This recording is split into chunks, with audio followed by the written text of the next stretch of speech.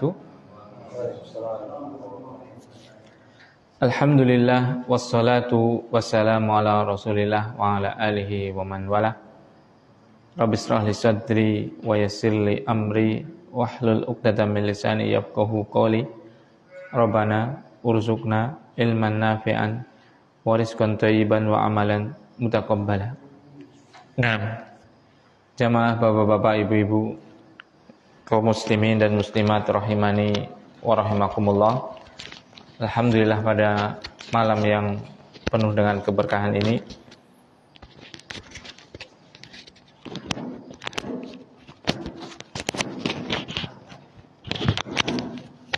Allah Subhanahu wa taala masih dan senantiasa dan akan terus-menerus melimpahkan kepada kita nikmatnya yang begitu banyak, yang tidak akan pernah mungkin kita bisa untuk menghitung-hitung nikmatnya. Namun seminimalnya, yaitu minimalnya selalu kita matri di dalam hati kita bahwasanya apapun yang kita miliki dari kenikmatan-kenikmatan ini adalah karena rahmat, karena kasih sayang Allah Subhanahu wa taala semata kepada kita. Bukan dari siapapun, bukan karena kehebatan kita, bukan karena kecerdasan kita, bukan karena kekayaan kita, bukan karena usaha kita ataupun yang lainnya.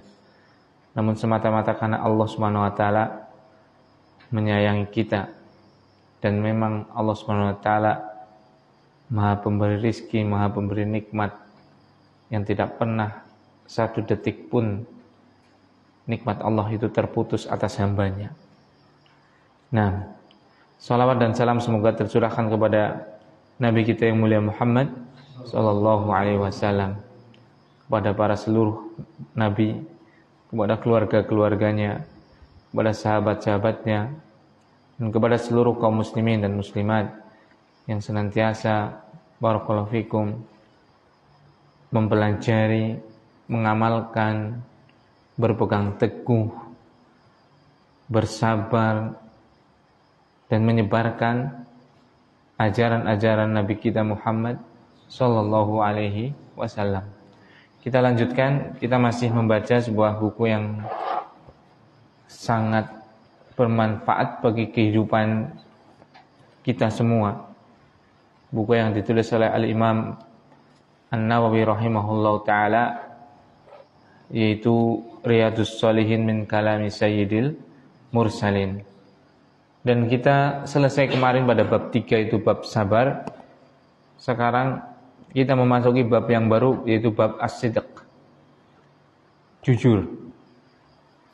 Jadi barakallahu fikum, di dalam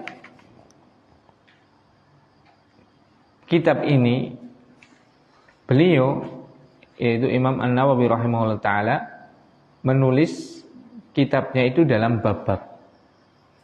Bab yang pertama, masih ingat? Babu an-niyati wa ihdari, babul ikhlas wa ihdari an-niyat.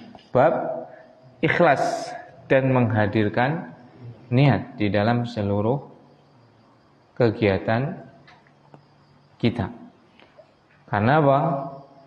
Karena niat inilah, karena ikhlas inilah pondasi seluruh amal soleh, seluruh amal kebaikan, yaitu meniatkan hanya karena Allah Subhanahu wa taala semata. Tanpa ada ini, maka seluruh kebaikan itu tidak akan pernah memiliki nilai pahala. Adanya adalah nilai-nilai duniawi.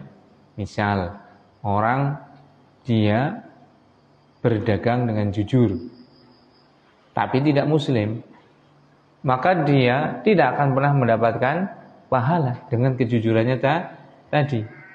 Karena pahala itu disyaratkan dengan iman.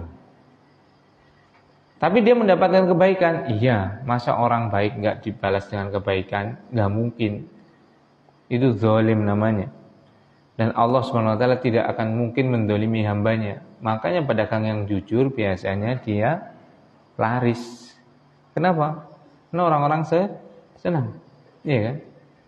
Seperti itu. Orang yang misalnya dia itu sumeh. Apa sumeh?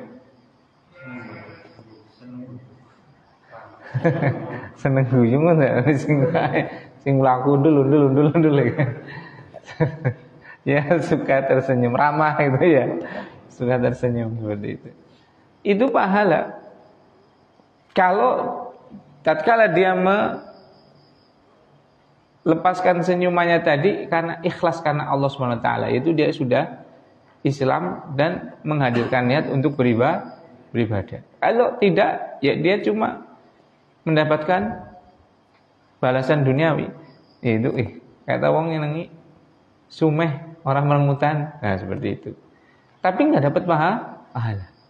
Makanya bab ini bab paling urgent, bab paling penting, itu mengikhlaskan seluruh amalan kita karena Allah Subhanahu wa taala semata dan selalu menghadirkan niat agar menjadi pembeda antara ini suatu ibadah atau ini suatu urf. Urf itu sebuah kebiasaan.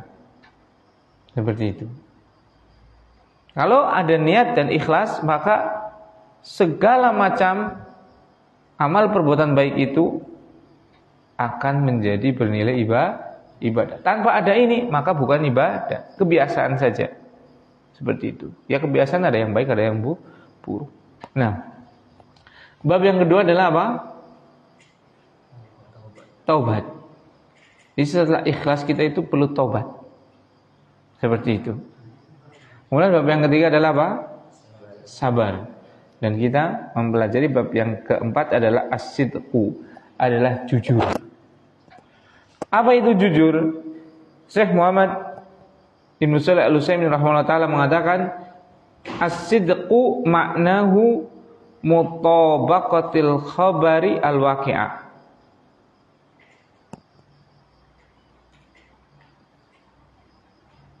Benarnya berita, sesuainya berita dengan realita. Itu namanya apa? Jujur. Di berita yang dia sampaikan itu sesuai dengan kenyataan. Mutabaqati al-khabari al-waqi'ah. Kesesuaian dalam memberikan berita dengan apa? Realita, dengan kenyataan. Ini namanya apa? As-sidqu, yaitu apa? Jujur. Seperti itu. Nah, yang kalau seandainya dia memberikan kabar, walaupun kabarnya benar, tapi tidak sesuai dengan realita, ini bukan sidq. Itu namanya kadzib. Lawannya sidq adalah kadzib atau dusta.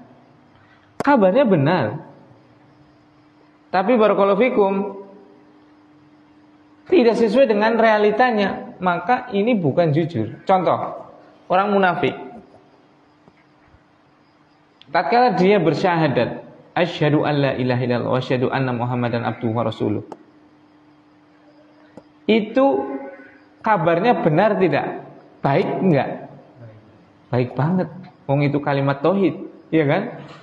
Kalimat yang dengannya seseorang itu menjadi muslim dan selamat di akhirat kelak pasti jika mati dalam keislaman, iya kan? Tapi orang munafik, innal munafiqina fid darkil asfali minan nar. Sungguh orang munafik itu ada di keraknya api neraka. Padahal yang dikabarkan baik kabar buat lewat lisannya, lewat ucapannya, ataupun lewat perbuatannya. Orang munafik sholat tidak? Sholat. Tapi hukumannya dia di neraka lebih perih daripada sebatas seorang kafir. Bahkan dia dikeraknya api neraka. Kenapa? Karena dia dusta. Loh, kabarnya baik? Iya. Karena apa? Kabar baik yang dia sampaikan itu tidak sesuai dengan realitanya. Realita hatinya itu adalah apa? Mengingkari akan la ilaha illallah. Iya kan? Makanya as-sidqu, jujur itu adalah mengkhabarkan kesesuaian apa yang dikhabarkan dengan realita. Kalau dia tidak sesuai antara yang ia kabarkan dengan kenyataan, maka itu adalah dusta. Walaupun kabar yang disampaikan adalah baik. Seperti itu. Makanya di sini Syekh Muhammad Ibn Shalih Al-Utsaimin rahimahullah ta'ala mengatakan, wal mura'i masalan laisa bisadiqin li'annahu yudhiru lin-nasi bi annahu minal abidina wa laisa kadzalik. Maka orang yang ria itu apa? Menampakkan amalan soleh, amalan kebaikan. Kata Syekh Utsaimin, maka orang yang ria ini, orang yang menampakkan kebaikan, laisa bisadiqin, dia bukan orang yang jujur. Kenapa? Li'annahu yudhiru lin-nasi bi annahu minal abidin wa laisa kadzalik. Karena dia menampakkan kepada manusia itu seolah-olah dia adalah ahli ibadah. Padahal kalau pas lagi orang aja. Kalau pas ada dilihat orang saja. Berarti ini apa? Kabar yang disampaikan baik atau tidak? Baik. Menampakkan ibadah mosok jelek. Tapi sayangnya apa? Ini enggak sesuai dengan realita. Dia melakukan itu kalau ada orang. Kalau enggak ada orang, enggak tahu. Berarti dia mengkabarkan ibadahnya tadi tidak sesuai dengan realita apa? Realitanya. Tatkala tidak ada yang melihat. Seperti itu. Begitu juga orang musyrik, kata Syekh Utsaimin. Al-musyriku ma'allah laisa bisadiqin li'annahu yudhiru annahu muwahhid wa laisa kadzalik. Begitu juga orang yang musyrik, orang yang menyekutukan Allah. Musyrik itu bukan orang yang enggak beribadah kepada Allah ya. Musyrik itu adalah orang yang beribadah kepada Allah dan beribadah kepada selain Allah. Itu namanya musyrik. Musyrik itu menduakan. An taj'alallahu niddan wa huwa khalaqak. Engkau menjadikan untuk Allah Subhanahu wa taala niddan. Niddan itu apa? Tandingan-tandingan yang dijadikan untuk beribadah, padahal dia semata yang telah menciptakan engkau. Nah, kata Syekh Utsaimin, orang yang musyrik, yaitu orang yang beribadah kepada Allah dan juga kepada selain Allah, maka dia bukan orang yang jujur. Kenapa? Karena dia yudhiru bi annahu muwahhid. Dia menampakkan seolah-olah dia adalah orang yang beribadah kepada Allah, orang yang bertauhid. Tapi hakikatnya tidak. Kenapa? Karena dia juga beribadah kepada selain Allah. Seperti itu. Wal munafiq laisa bisadiqin. Kata Syekh Utsaimin, orang yang munafik itu, kata Syekh Utsaimin, ini bukan orang jujur. Kenapa? Karena dia menampakkan keimanan, menghabarkan bahwasanya dirinya beriman, tapi hatinya, realita hatinya beriman atau tidak? Tidak. Berarti kabar yang ia sampaikan berupa keimanan menyelisih apa? Realita hatinya, hakikat keadaan hatinya, yaitu hatinya tidak beriman. Berarti ini dusta atau benar? Dusta. Seperti itu. Jadi itu dusta itu kayak gitu. Memberikan sidik jujur itu, yaitu kesesuaian berita yang disampaikan dengan realita. Itu namanya jujur. Kalau nggak sesuai, sampai pun berita itu baik, tetap saja dia adalah pendusta. Seperti itu. Tidak sesuai dengan realitanya. Seperti itu. Wal mubtadi, kata Syekh Utsaimin, maka orang yang dia melakukan ibadah tapi tidak ada contohnya dari Rasulullah SAW, ini enggak jujur. Kenapa? Karena dia menampakkan seolah-olah cinta Rasul, tapi tatkala menjalankan ibadah tidak ada contohnya dari Rasul. Berarti apa yang dia tampakkan, apa yang dia kabarkan menyelisih dengan realita. Karena yang namanya cinta Rasul adalah ta'atuhu fima amara wa tasdiquhu fima akhbara wa ijtinabu ma naha anhu wa zajara wa ala yu'balallahu illa bima syara'. Melakukan apa yang diperintahkan, meninggalkan apa yang dilarang, atau membenarkan apa yang diberitakan, meninggalkan apa yang dilarang, dan terakhir tidak boleh beribadah kepada Allah kecuali dengan syariatnya Nabi Muhammad SAW, kecuali dengan tuntunannya. Itu. Berarti kalau kita beribadah kepada Allah, baik atau tidak? Baik sekali. Tapi tidak ada tuntunannya dari Rasulullah SAW, maka ini tidak baik. Ini tidak jujur. Laisa bisadiqin. Ini bukan jujur. Karena apa? Hal itu menyelisih realita. Namanya beribadah itu harus sesuai dengan Rasulullah, contoh dari Rasul, dan harus ikhlas karena Allah Subhanahu wa ta'ala. Nah, jadi itu adalah pengertian apa? As-sidqu. Sidq adalah apa? Kesesuaian berita dengan realita, kesesuaian memberitakan dengan realita, dengan kenyataan, seperti itu. Nah, kemudian Al-Imam An-Nawawi rahimahullah taala di sini, tatkala setelah menyebutkan bab as-sidq, bab yang keempat yaitu jujur, beliau membawakan 3 ayat. Nah, barakallahu fikum. Beliau membawakan apa? 3 ayat. Dan ini kebiasaannya Syekh atau Al-Imam An-Nawawi itu seperti itu.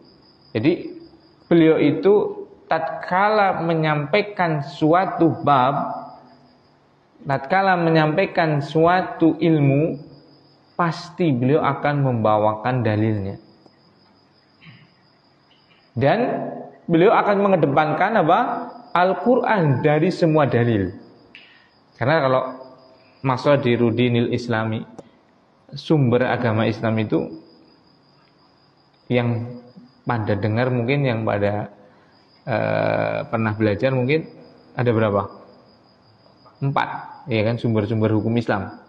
Pertama Al-Quran, yang kedua hadis as-sahih, yang ketiga ijma, yang keempat qiyas. Ini kan seperti itu kan. Itu sumber hukum Islam.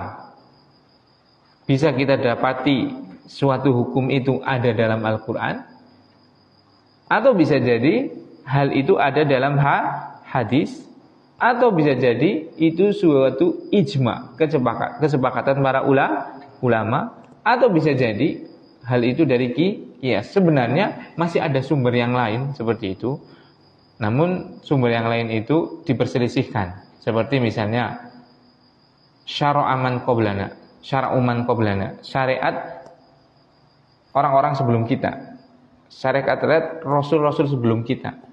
Apakah itu menjadi apa? Dalil untuk agama kita atau tidak? Seperti itu. Kemudian ada yang diperselisihkan lagi adalah qaulus sahabah, ucapannya para sahabat, seperti itu. Dan ada yang lainnya, dan itu ada di pelajaran usul fikih. Jadi kita bisa menetapkan hukum dengan Al-Quran, atau dengan hadis, atau dengan ijma, atau dengan qiyas. Dan itu masalahnya akan disampaikan bukan di bab ini, tapi di bab apa? Nah, beliau Al-Imam An-Nawawi rahimahullah ta'ala mengedepankan Al-Quran. Karena kenapa dikedepankan Al-Quran daripada hadis? Padahal antara Al-Quran dan hadis itu sama-sama wahyu atau tidak? Sama-sama wahyu. Kenapa Al-Quran dulu? Padahal sama-sama wahyu.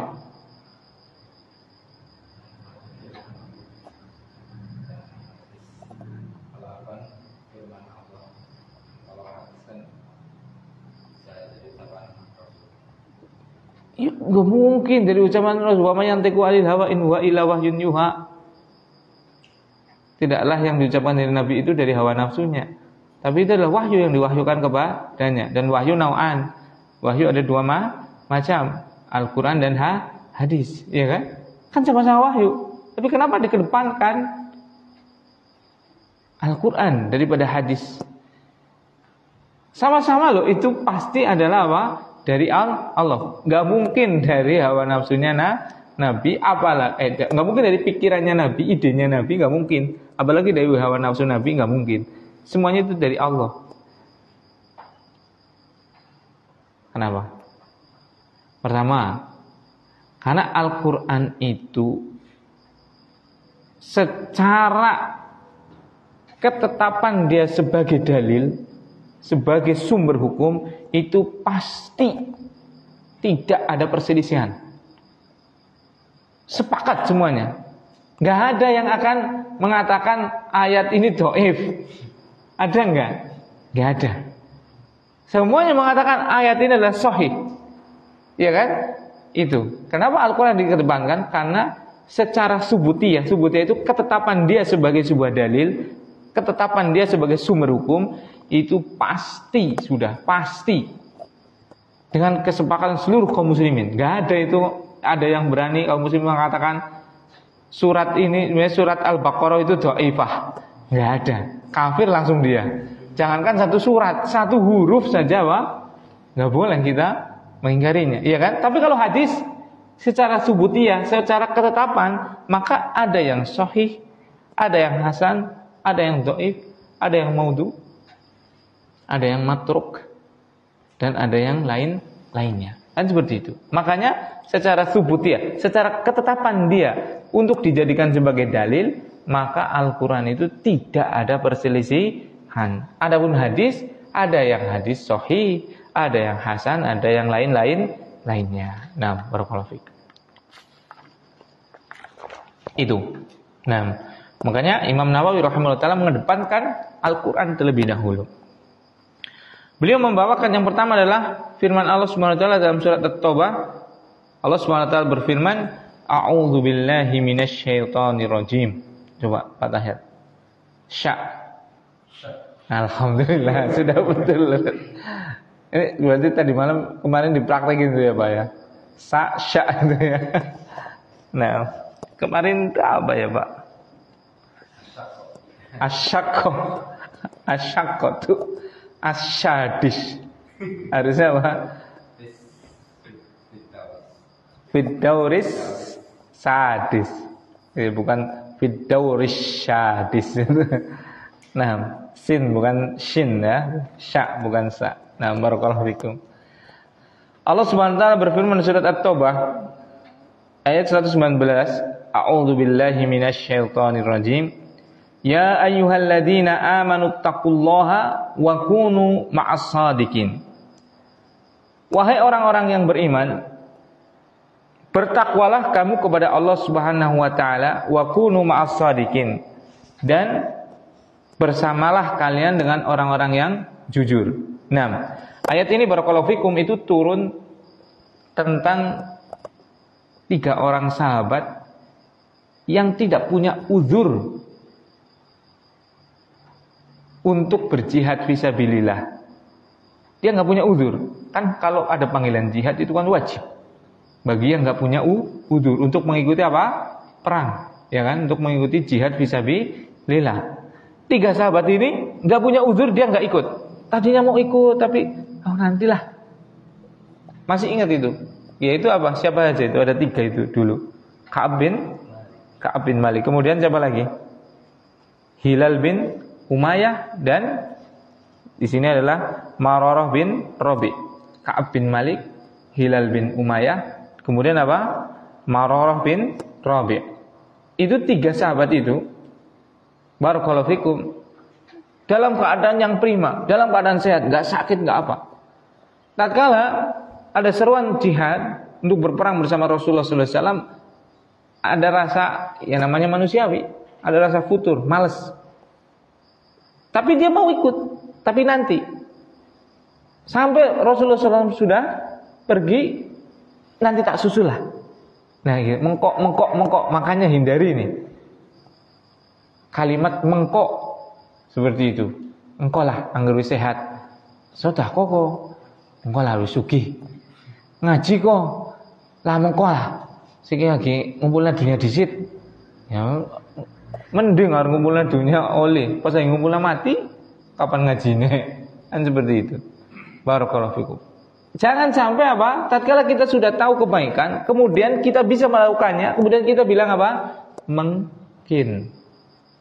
Jangan seperti itu. Lakukan. Ini sahabat ini, 3 sahabat ini, yaitu Ka'ab bin Malik, Hilal bin Umayyah, kemudian apa? Marar bin Rabi ini. Tatkala ada panggilan jihad itu keadaannya sehat, mampu dia, bahkan sudah punya perbekalan. Tapi kena tadi sifat apa? Ya manusia lah seperti itu. Ada sifat futur, mengkok. Sampai Rasulullah SAW sudah berangkat, mengkotak susul. Sampai Rasulullah sudah jauh, mengkotak uber.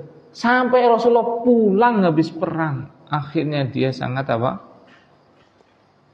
Bersedih karena tidak bisa melakukan perintah Rasul. Ternyata enggak dia sendirian, enggak bertiga ini ternyata. Ada banyak orang-orang yang tadi tidak ikut juga ternyata, tapi mereka munafik. Tatkala Rasul datang, ini orang-orang munafik itu menyampaikan udurnya. Ya Rasulullah, saya enggak bisa maaf, saya tidak bisa ikut perang karena saya ini, saya itu, saya ini. Dan Rasulullah SAW itu menghukumi zahirnya. Nahkumu bidz-dzahir wallahu yatawalla 'anis sarair. Kita itu menghukumi zahirnya saja. Dia sudah bilang seperti itu, sudah bersumpah, ya sudah kita terima. Adapun apa? Rahasia yang ada pada hati dia dengan Allah SWT, udah serahkan urusannya kepada Allah SWT. Maka orang munafik ini selamat. Selamat apa? Selamat tidak dihukum oleh Rasul. Tapi Ka'ab bin Malik dan 2 sahabat ini, dia orang jujur. Seperti itu. Dia akan menerima apa? Segala konsekuensi dari apa? Kesalahan dia tadi. Makanya dia mending apa? Dihukum oleh Rasul sallallahu alaihi wasallam daripada apa? Dia munafik di hadapan Allah Subhanahu wa taala. Maka dia jujur, ya Rasulullah, saya maaf. Saya enggak ada uzur bagi saya. Saya dalam keadaan sehat. Saya punya perbekalan, saya ini dan itu, tapi saya enggak ikut. Singkat cerita kan? Apa? Beliau dihajar. Dihajar itu diboikot. Tidak diajak bicara, tidak diajak salam, enggak dijawab, seperti itu. Selama berapa? 50 hari. Tatkala 50 hari mereka masih bersabar, maka Allah Subhanahu wa taala tahu betapa jujurnya 3 sahabat ini, bahwasanya betul-betul mengakui kesalahan. Maka turun ayat ini. Kemudian di ayat At-Taubah ayat 119 ini Allah Subhanahu wa taala sampai memujinya dan memerintahkan kepada kita untuk bersama orang-orang yang jujur.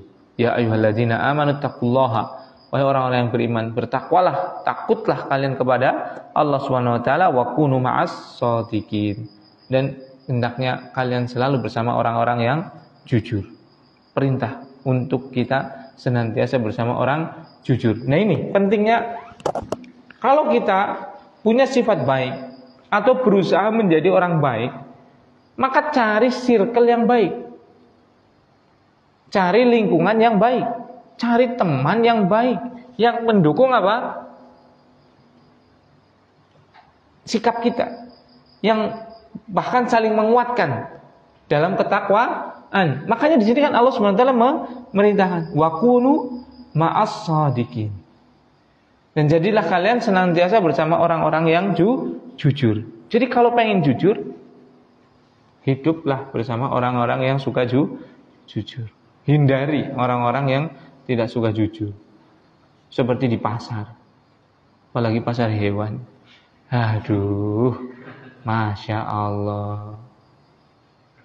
Demi Allah, pakus denyang 2.300, 2.300. Siapa sing kenyang? Ya Allah, yakin Pak, lu gune urung.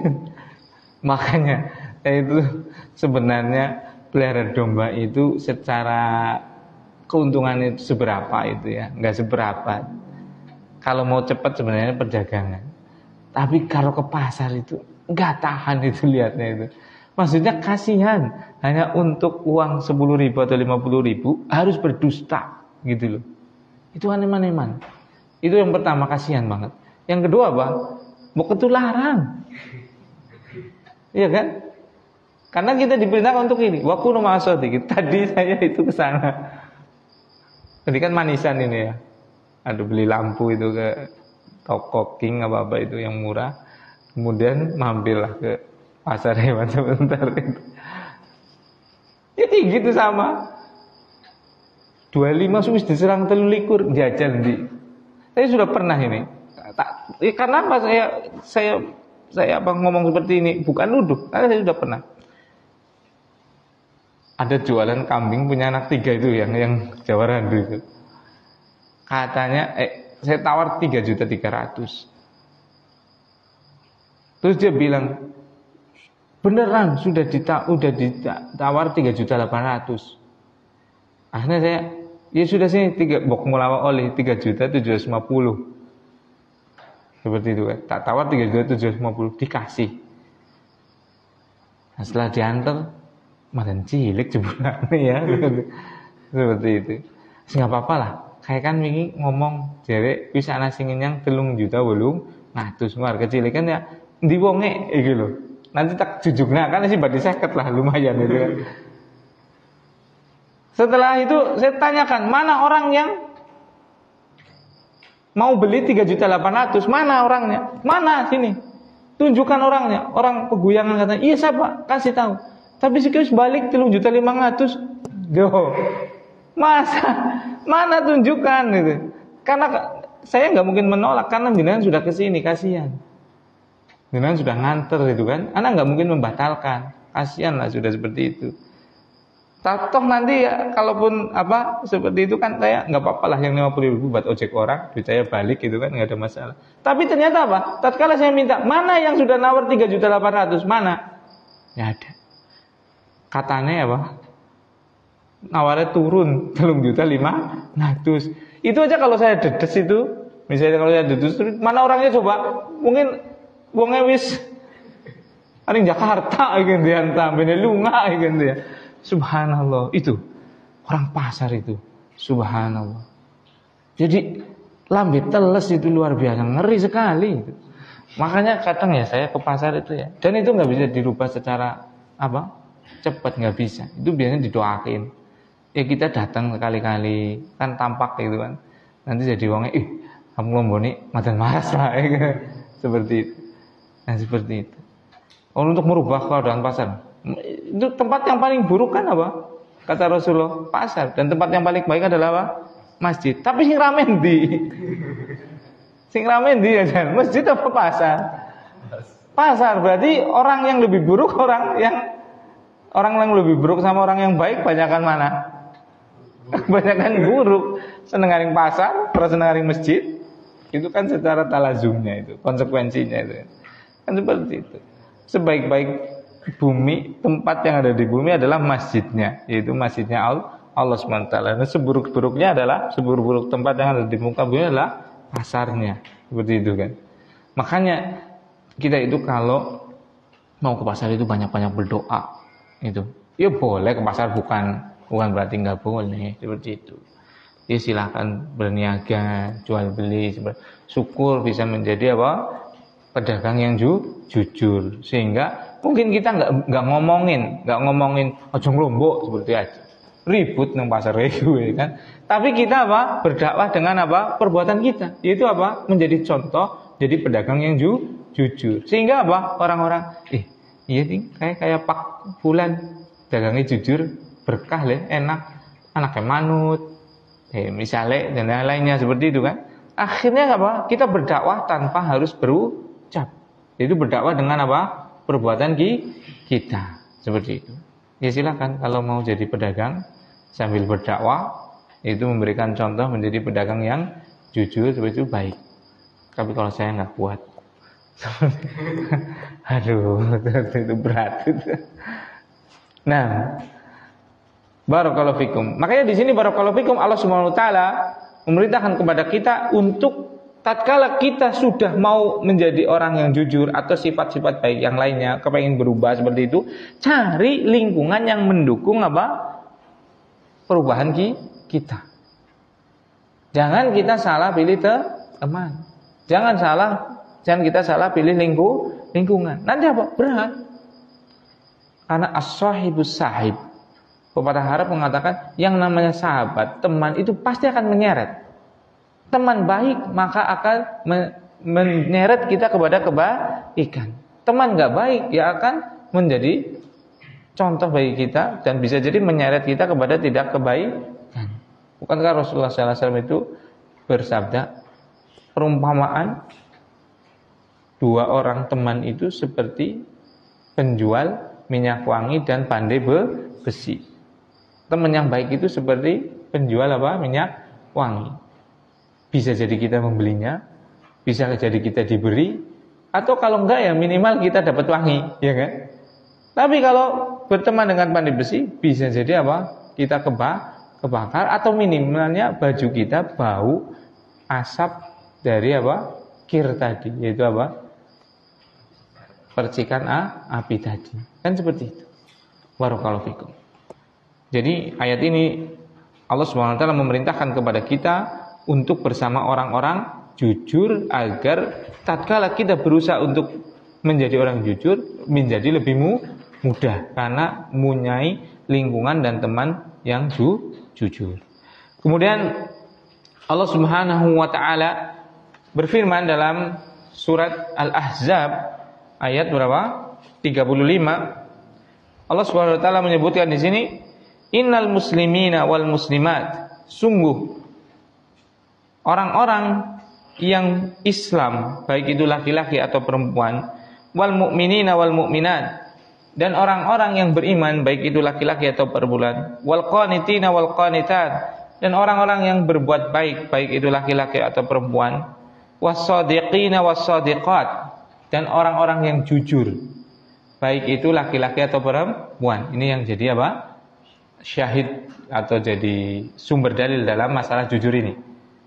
Was-shadiqina was-shadiqat, dan orang-orang yang jujur, baik laki-laki atau perempuan, was-sabirina was-sabirat, dan orang-orang yang sabar, wal khashi'ina wal khashi'at, dan orang-orang yang khusyuk, wal mutasaddiqina wal mutasaddiqat, dan orang-orang yang suka bersedekah, was-shaimina was-shaimat, dan orang-orang yang suka berpuasa, wal hafidina furujahum wal hafidat, dan orang-orang yang menjaga kemaluannya, wadzakirinallaha katsira wadzakirat, dan orang-orang yang senantiasa mengingat Allah Subhanahu wa taala, orang yang Islam, orang yang beriman, orang yang berbuat baik, orang yang jujur, dan sifat-sifat yang lain. Apa kata Allah Subhanahu wa taala?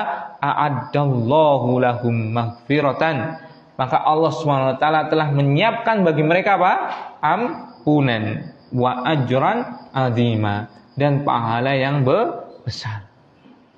Berarti di sini di ayat ini, yaitu surat Al-Ahzab ayat 35, Allah Subhanahu wa taala memberikan balasan bagi salah satunya bagi orang yang jujur. Apa balasannya? Maghfirah. Masya Allah, diampuni dosa-dosanya oleh Allah Subhanahu wa taala. Apa balasannya? Ajran azima, pahala yang besar. Nah, diampuni ya kawan. Tidak ada satu dari kita pun yang tidak punya dosa. Bahkan setiap hari pasti kita akan melakukan dosa dan kesalahan. Kullu bani Adam khata'. Setiap manusia itu pasti senantiasa bersalah. Nah, dan salah satu sebab diampuni dosa-dosa dan kesalahan kita adalah kita selalu jujur. Makanya barakallahu fikum, ini hal yang paling penting kita tanamkan pada diri kita, pada keluarga kita, pada murid kita, pada teman kita, pada siapapun. Jujur sudah. Salah, akui salah. Tidak usah nyari pembenaran. Karena tatkala kita mencari pembenaran, itu pasti kita akan melakukan dosa lagi. Yaitu apa? Pasti dosa bohong. Pasti sudah. Seperti itu. Tapi kalau kita jujur, sudah. Salah jujur, selesai masalah. Misal namanya orang, ya pasti salah lah. Pasti sudah.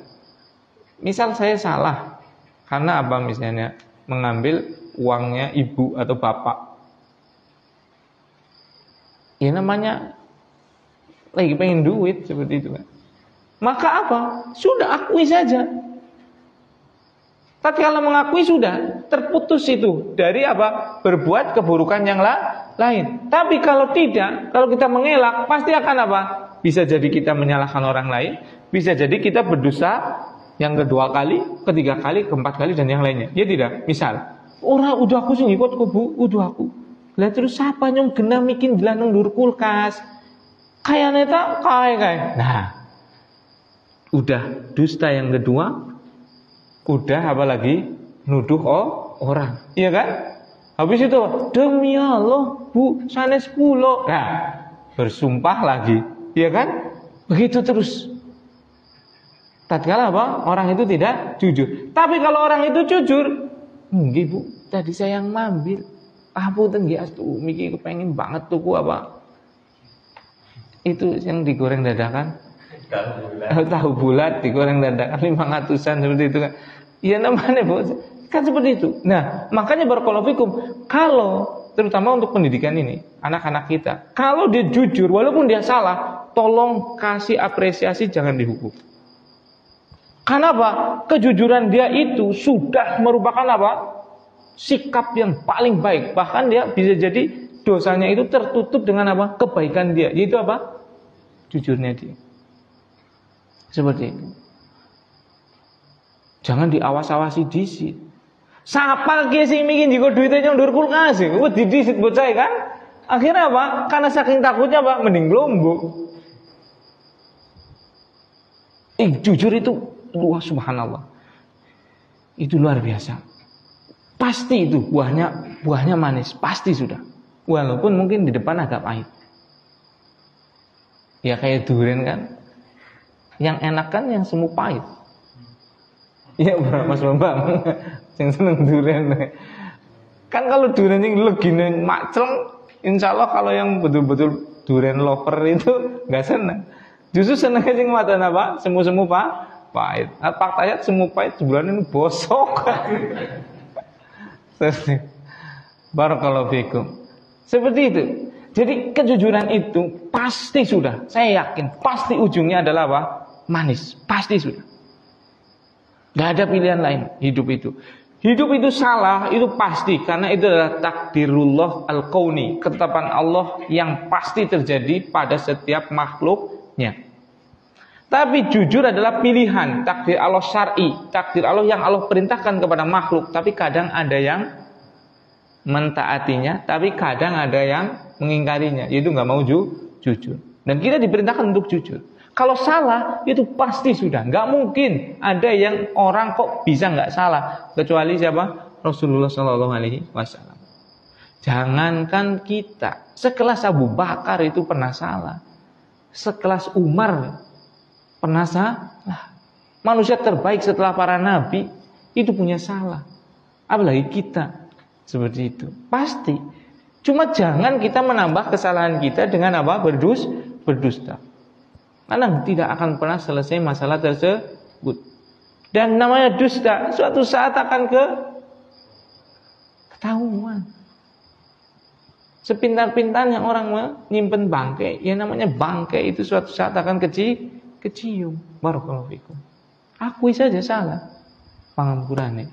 Itu yang menurut saya bukan kadang, memang pasti akan salah. Nah, makanya di sini Allah Subhanahu wa taala menjanjikan pahala yang sangat besar bagi orang-orang yang jujur. Salah satunya yaitu Allah menjanjikan a'addallahu lahum maghfiratan wa ajran azima.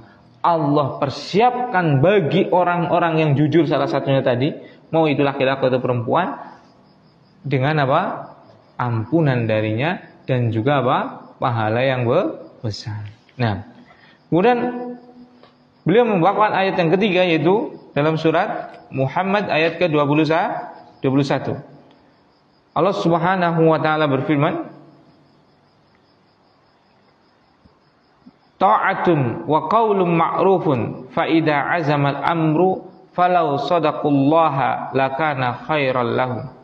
Kalau seandainya mereka jujur kepada Allah maka pasti hal itu akan menjadi baik padanya. Ini. Jadi yang pertama itu adalah ada perintah untuk jujur, dan agar kita bisa senantiasa untuk menjadi orang jujur, pilih lingkungan, pilih teman yang jujur. Kemudian yang kedua adalah ayat membahas tentang pahala bagi orang-orang yang jujur, yaitu diberikan ampunan dan pahala yang besar. Kemudian yang ketiga, yaitu dalam surat Muhammad ayat 21 itu mengajarkan kepada kita bahwasanya falau sadaqallaha lakana khairal lahum. Kalau orang itu jujur, mereka itu jujur kepada Allah, pasti akan jadi baik. Pasti. La di situ dalam taukid. Iya kan? Lakana, lam taukid di situ. Pasti urusannya akan menjadi baik bagi dia. Berarti ujung daripada kejujuran pasti kebaikan. Pasti sudah itu. Wong pakai lam taukid kok. Enggak usah pakai lam taukid aja, ini ayat pasti benar. Makanya itu. Ingin hidup kita baik, ingin hidup kita dipermudah, ingin hidup kita diberi keberkahan, barakallahu fikum. Pokoknya ingin hidup kita baik secara keseluruhan, jujur. Seperti itu. Falau shadaqullaha lakana khairan lahum. Kalau seandainya mereka jujur kepada Allah SWT, maka pasti hal itu akan baik pada mereka. Akan baik. Berarti bisa jadi di awalnya sepertinya enggak baik, ya kan? Karena dihukum dan yang lainnya, ya kan? Atau malu, ya kan? Seperti itu. Tapi kesudahannya pasti adalah suatu kebaikan. Makanya dari sini barakallahu fikum, ayat ini itu dalam surat Muhammad ayat 21, Masya Allah, mengokohkan hati kita, meyakinkan kepada hati kita bahwasanya kejujuran itu pangkalnya adalah kebaikan. Kesudahannya pasti adalah sebuah kebaikan. Jujur itu, jujur sudah. Gak usah takut salah. Salah itu sudah, gak usah ditutup-tutupi sudah. Salah itu akui saja. Karena kesudahan daripada kejujuran adalah kebaikan. Ini yang bisa saya sampaikan. Mohon maaf kalau ada tutur kata yang kurang berkenan. Semoga bisa menjadi pengingat kepada saya, kemudian berjamaah dan kepada kaum muslimin seluruhnya. Kita cukupkan dengan bacaan kafaratul majlis. Subhanakallahumma wa bihamdika asyhadu alla ilaha illa anta astaghfiruka wa atubu ilaik. Assalamualaikum warahmatullahi wabarakatuh.